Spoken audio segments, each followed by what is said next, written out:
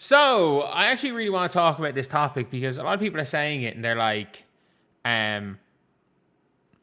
why, like with Ty Harris, and it's like, why does, Steph White prefer Ty Harris and stuff, and why does the team seem to work better with Ty Harris? Um, yeah, like, I gotta be honest, the team functions better with Ty Harris on the floor. Ty Harris was plus 35 yesterday. She was plus 35. I don't think people realize Caitlin Clark and Kelsey Mitchell were like -8 together. They won by nearly 30. They were -11 until they went on against the bench. It was over. It was Jover. Like, they had it. Like, they absolutely had it. Like, it was, like, they basically beat down the bench to get their individual, on-off numbers okay, but it is a scary thing for the Fever, and I've talked a little bit about it after the game, that Kelsey Mitchell and Caitlin Clark can't work together, and I'm going to show you guys why. And this is, we're going to bring in the Paint Online. We're going to bring in the Paint Online, and I'm going to explain what the difference is between now and 2024. The Fever are... I don't think the Fever are contenders, I want to be honest. So we draw the line here. Here is the three... No. Here to here is the three-point line. And the halfway line is here. So let's just take a look here at the way just the Fever kind of set up. Right. The way the Fever are setting up in the way Steph White plays. So Aaliyah is always kind of operating out of around this area here. Unless she's straight in the post up. So normally Mo Billings is around here. Lexi is spotting up. It doesn't really matter what wing Lexi spots up because she drifts to the corner 80% of the time. That's the way the offense starts. So it's Lexi. Let's just say Lexi's here. And let's say Caitlin's here. And Kelsey's here. Aaliyah's here. So what used to happen was Kelsey, in the old system, Kelsey would be here. But what's happening now is, in a lot of the time, they're initiating offense with this. Caitlin comes off this. Kelsey goes to here. Aaliyah goes to here. And then you're kind of like... Because Kelsey, instead of being here for an attack, is kind of like here. So it's just kind of... It's kind of how they're initiating the offense a little bit. Or even in the Caitlin and Leah pick and rolls, pick and pops. If Caitlin and Leah, KK, or whoever it is runs the pick and roll, then like it is what it is, but then they can get a score off that. But the problem is with Kelsey is that Kelsey is kind of, during, say, a Caitlin and Leah pick and roll here, Kelsey's kind of just standing there now. She's just kind of standing there. Like, she's not really doing anything. She's not really part of the offense.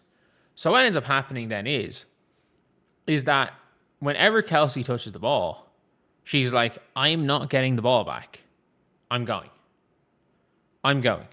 So I'm shooting every single time I touch the ball when Caitlin Clark's on the floor. It's the reason why when Caitlin Clark plays, Kelsey Mitchell ends games with 0 assists. But when Caitlin Clark doesn't play, Kelsey Mitchell averages like 4 assists per game. Because she becomes a more willing passer when she knows she's getting the ball back. And then the problem is with Caitlin, is that Caitlin knows if she passes the ball here to Kelsey, and then whatever Aaliyah is doing, whatever, and she gets out of the way, she knows she's not getting the ball back. Unless it's off an offensive rebound. So what happens now is Caitlin's doing this a lot, by the way. More than I've ever seen. Caitlin coming off the screen, stepping back. Aaliyah's in the post, and then just going, ISO, dribble, step back 3. Like, more than we've ever seen, we've seen Caitlin Clark kind of going, dribble, step back 3. Someone's saying Fever are falling apart. They're not. The Fever are not falling apart. And the Fever are an incredibly good offensive team. Like, when you have the players they have. And the thing is, when you have a team where at all times you either have Kelsey Mitchell or Caitlin Clark running the show, you're going to be a good team for 40 minutes. You're going to be a really, really good offensive team for 40 minutes. Like, for me, that is That's a really, really important thing. That is a genuinely important thing from perspective of the Indiana Fever. It is extremely important. But the key here is Ty Harris right now. Ty Harris is... You see all this bullshit where Caitlin goes and is just isoing and shooting a step back, or Kelsey gets the ball and Kelsey's just doing whatever the fuck she does, going side to side and shooting a bullshit. If this is Ty Harris, if this is Ty, and then there's Aaliyah, and there's Kelsey, Ty is passing that ball to Kelsey Mitchell, and then getting the fuck out of there and spotting up.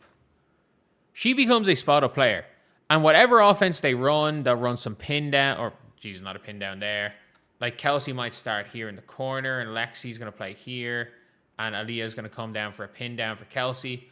When Kayla's on the floor, everybody is clued in and is like, okay, we're getting Kelsey the ball.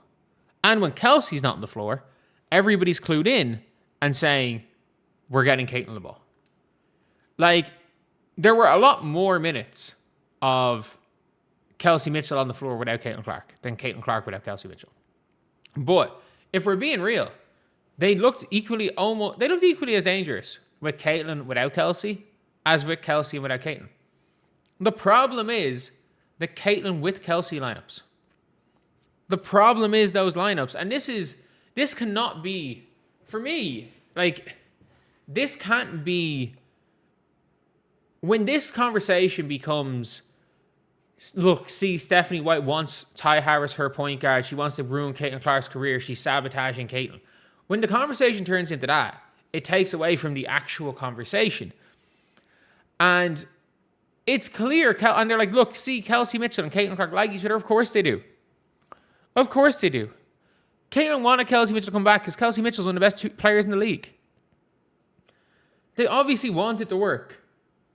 They obviously do. But like Kelsey Mitchell was in 2024, early on in the year, was a efficient gunner, was a player who took away from your offense level gunner. And not only that, let's not forget, at the Olympic time, the Indiana Fever had told Kelsey Mitchell they weren't going to bring her back. Let's never forget are you excited All-Star weekends in Indy? It's going to be great for them, isn't it? It's going to be great for them. Like, she knew she wasn't coming back.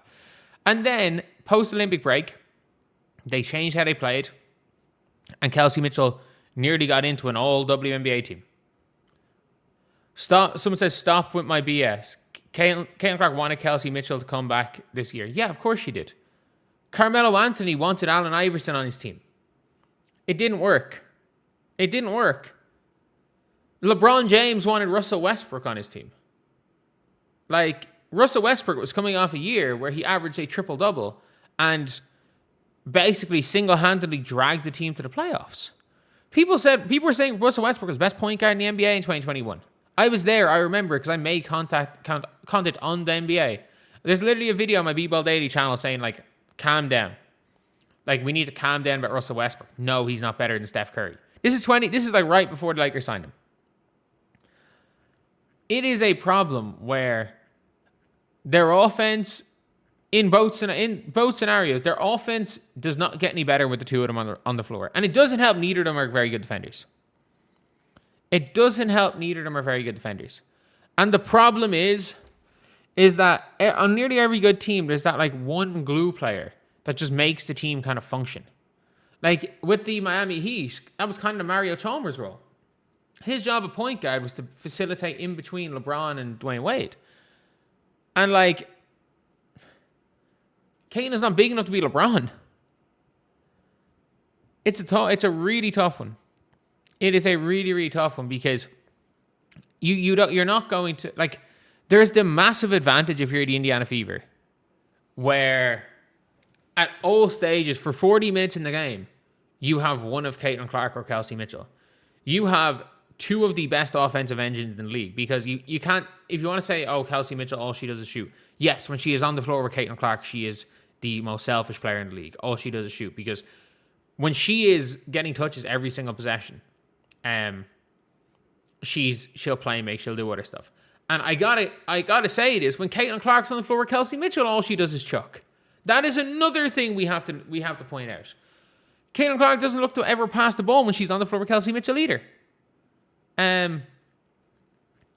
Like we're watching the games, we have to say that. It is 3 All-Stars and 1 ball, and all of them who need the ball. There's no low maintenance, low usage All-Star there. There's no Kayla McBride. There's no and the problem is, again, you have Aaliyah who kind of needs the ball a little bit to do her thing. It's not like a Olivia Ma. Even if you had the system of the Lynx where Kelsey Mitchell was playing Courtney Williams' role. Like, if Kelsey Mitchell was playing Courtney Williams' role where she's clearly a secondary option, it's one thing. But right now, the primary option seems to be Kelsey Mitchell. And because Caitlin Clark is the secondary option and she takes the ball up, she realizes, I'm not getting it back. I'm not getting it back if I give it up. So she's out here doing dumb shit. It's not a situation that's going to work out for the team. Why? Because the team is better when Kelsey Mitchell's on the bench. The team is better when Caitlin Clark is on the bench and Kelsey Mitchell's on the floor. The team is at its worst with Caitlin Clark, Aaliyah Boston, and Kelsey Mitchell on the floor. That is scary. That is scary for me. And it's got to be something. It's not something it's going to affect it too much this year. But like, the team plays better with Ty Harris on the floor. They just do. They just do. I hate saying it. Like, someone saying Caitlin's a true point guard. No, Caitlin's a modern point guard. What they need is an old school point guard, which Ty Harris is. Ty Harris is a traditional old school Mario Chalmers point guard. Caitlin Clark is a modern point guard, needs a lot of the ball. Ty Harris doesn't need the ball at all. And all that happens is that Caitlin Clark and Kelsey Mitchell are fighting for the same opportunities on the ball. Because Kelsey Mitchell is an exclusively on-ball player right now. This is not 2024 Kelsey Mitchell, where she was mostly an off-ball player. Kelsey Mitchell is nearly exclusively an on-ball player right now. So, like, we're looking now at a situation where they're both fighting for the same. They're both fighting to touch the ball in the same way. And that is an issue. Like, that genuinely is an issue. And the solution is that Ty Harris has basically got to... She's never going to start the games, but, like, it's at the stage now where Caitlin's minutes being at 29, at 24 yesterday. Like, I don't think her minutes are going to be any higher than that. Where whichever of Caitlin Clark or Kelsey Mitchell is going off in a game plays 32 minutes, and whichever one of them isn't plays 25 minutes, and Ty Harris plays 22 or 23 minutes. That is probably the outcome. Because the outcome, by the way, is not saying, oh, Caitlin Clark needs to, come into a bench role. At this point in time, Kelsey Mitchell's shooting better. Kelsey Mitchell is the player that's in better form right now. But I think it's on a game-to-game basis, whichever one of them is cooking. It shouldn't be like what they were doing earlier in the year, where if Caitlin starts off on fire, then it's like, oh, Caitlin, it's your job now to get Kelsey Mitchell going. And then suddenly Caitlin Clark loses her rhythm and the team goes to shit. I think it should be a case of whichever of Kelsey Mitchell or Caitlin Clark are going, are the one to get it going. The other needs to take a back seat and become the other's backup. Because at the end of the day, Caitlin Clark at this point in time and yesterday was Kelsey Mitchell's backup. She worked at her best when she was Kelsey's backup. And by the way, if Caitlin Clark comes out and cooks on Wednesday against the Valks and Kelsey Mitchell's cold, it should be the opposite. Kelsey Mitchell should be Caitlin's backup. But both of them need to play more minutes with Ty Harris, with Raven Johnson, with Sophie and Lexi combo than they do need to play with each other. And Stephanie White needs to figure out a way to make this team work because they can't play together. Having both of them on for 40 minutes can be an absolute incredible thing for the Fever. It can be incredible, and you can win like that. But she needs to figure out a way of minimizing their minutes together without wrecking either of their egos. Because I don't know if she can. And it's easier said than done. If it was an easy job, like if doing that was an easy job, there'd be a lot more high-level coaches.